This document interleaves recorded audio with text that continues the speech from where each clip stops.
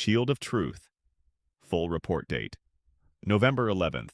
The return of Hadar Goldin and the unyielding struggle for Israel's soul. After 11 long years, the body of Captain Hadar Goldin, of blessed memory, has finally been identified in the Forensic Institute. A soldier who fell in battle, whose fate was shrouded in secrecy and silence until now. This is more than a return. It is symbolic closure for a nation and a painful reminder of the price Israel pays for peace and survival. Israel Defense and Military Operations. Tomorrow, the Israel Defense Forces will launch a large-scale military exercise across Judea, Samaria, the Jordan Valley, and the Northern Plains. For 3 days, troops and vehicles will move in full operational readiness. This exercise is not a response to immediate threat, but preparation in a volatile region. In a rare display of strategic restraint, the IDF has deliberately avoided striking certain high-value Hamas operatives, those few who alone knew the secret burial location of Hadar Goldin. For over a decade, fewer than 10 individuals in Hamas's leadership held this knowledge. Even amid conflict, commanders such as the Rafah battalion leader were spared twice, preserving any chance of recovering Goldin alive or deceased. This calculated decision underscores Israel's unwavering commitment. No soldier left behind. The psychological war and political struggles. Israel has endured a brutal decade of psychological warfare. Hamas weaponized delay and deception, claiming Goldin's body was lost or mishandled, only to prolong Israel's anguish. Yet Israel's resilience never faltered. The Goldin team, his former unit, stood near Gaza just days ago, solemnly receiving his coffin at Kibbutz Kisufim. A painful circle closed. Inside Israel, darker battles. Rage. Whispers of a covert network, linking judicial bodies, security officials, foreign funding, and media outlets, have emerged. This legal security complex allegedly works behind the scenes to constrain the military, protect terrorists, and paralyze decisive governance. These forces, some with foreign government ties, threaten Israel from within, shaping narratives to weaken national resolve.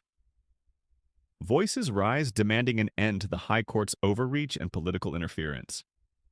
The cry is clear: no more fear, no more silence. Regional and global threats. Meanwhile, Iran intensifies its missile buildup toward Israel. Despite recent strikes damaging its nuclear program, Tehran's uranium stockpiles remain hidden, enough for multiple nuclear weapons. Missile factories churn day and night. Across the region, U.S. airstrikes targeted al-Qaeda strongholds in Yemen, signaling a broader effort to contain extremists allied against Israel. Behind diplomatic doors, the Biden administration pushes for arrangements concerning Hamas fighters held in Rafah, seeking guarantees to keep them confined within Gaza. Within Israel, memories of fallen soldiers harden public opinion. Broad pardons for terrorists remain a bitter pill. Domestic politics and law enforcement. Israel's political landscape is turbulent. Prime Minister Netanyahu advocates forming an alternative investigative committee to bypass opposition blocs, striving for a committee that represents all Israelis. Yet questions of legitimacy and transparency linger. Internal fractures deepen in the security establishment. Former Shin Bet officials refuse to hand over sensitive documents, intensifying distrust.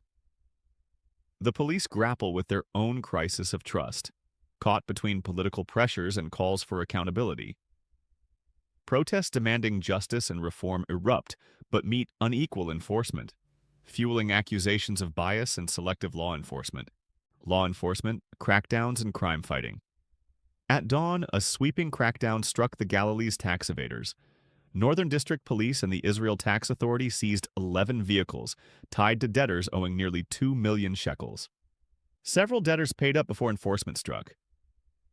Simultaneously, police intensified operations against Bedouin clan violence in the south, arresting dozens amid ongoing family feuds and deadly shootings involving stolen military-grade rifles.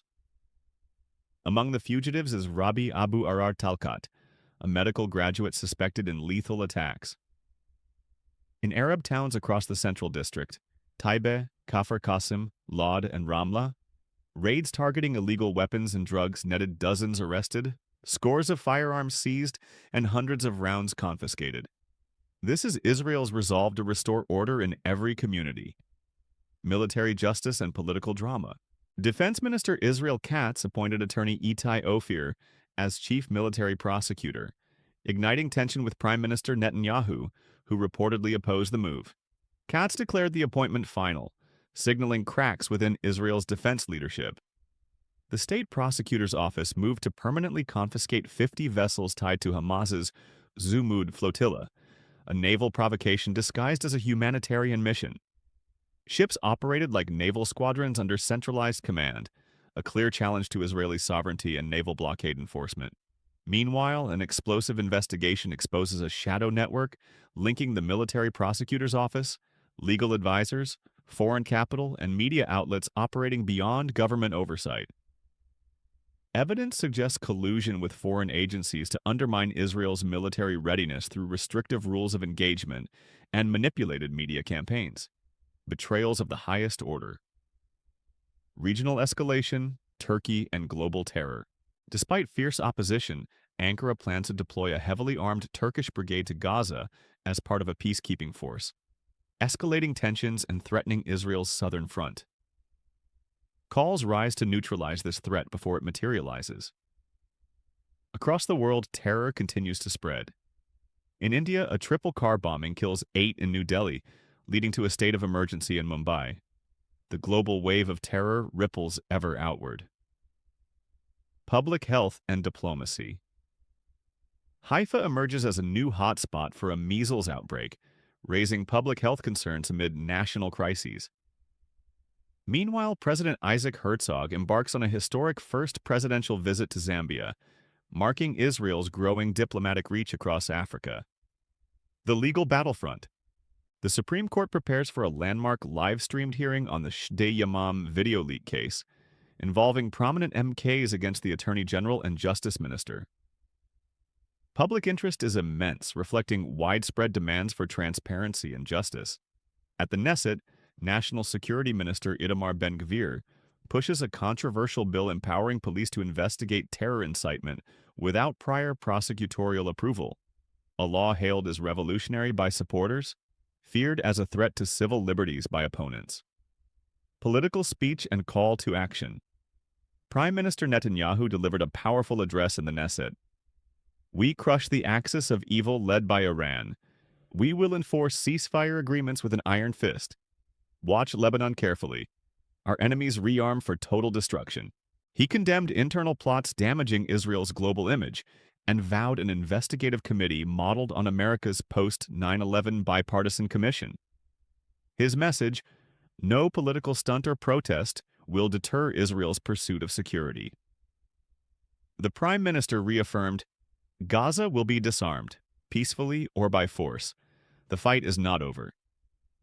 Opposition voices calling for concessions, he warned, only embolden Hamas. The fight within, betrayal, silence, and resistance. The internal betrayal is raw and painful.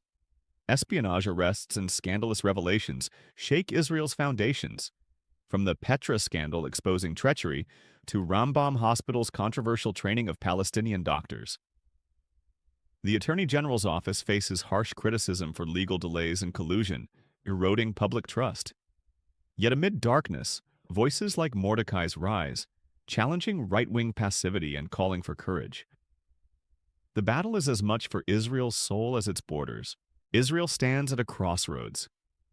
Enemies within and without test its resolve. The stakes are existential, but Israel will not be broken. It will not yield. This is more than a fight for territory. It is a struggle for truth, justice, and survival. This is Shield of Truth, because truth, like Israel, will never fall.